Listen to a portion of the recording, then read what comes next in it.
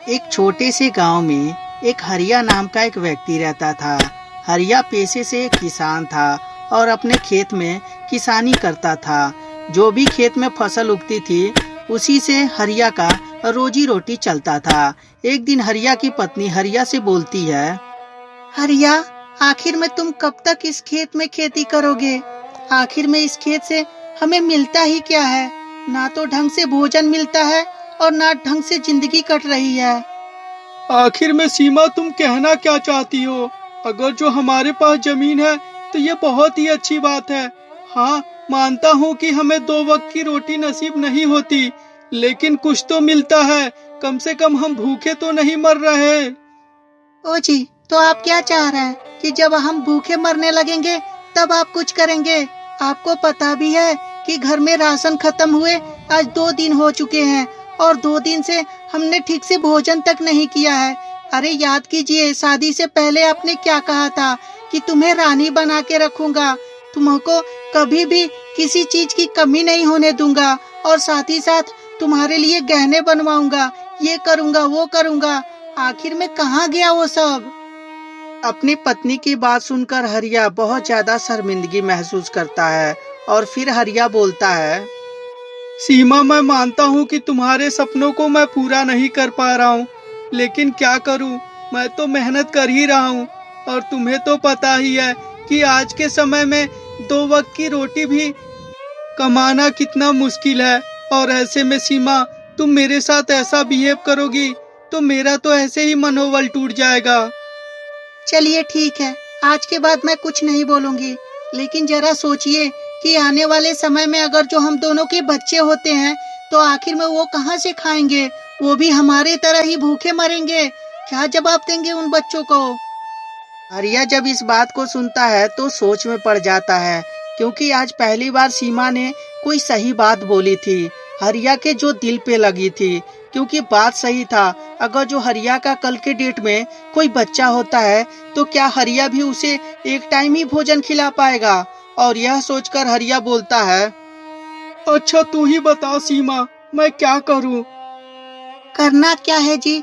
अपने पड़ोसी के चंदन को ही देख लीजिए, जो बाहर में जाता है और 2-3 महीने काम करता है और घर आता है।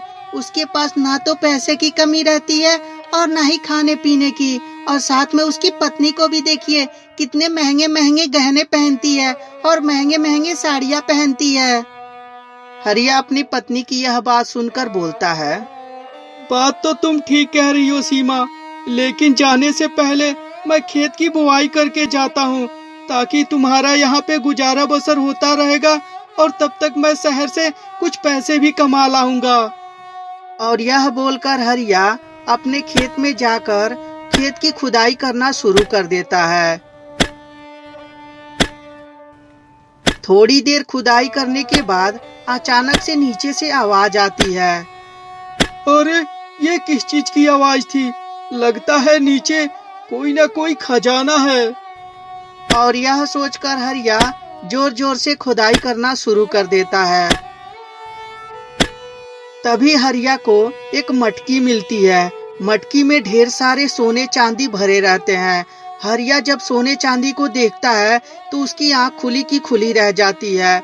और तभी, अरे बाप रे बाप, इतने सारे सोने चांदी, वो भी मेरे खेत में थे और मुझे पता भी नहीं था। लगता है मेरे पूर्वजों ने जरूर इस खेत में इस सोने चांदी को गाड़ कर रखे थे।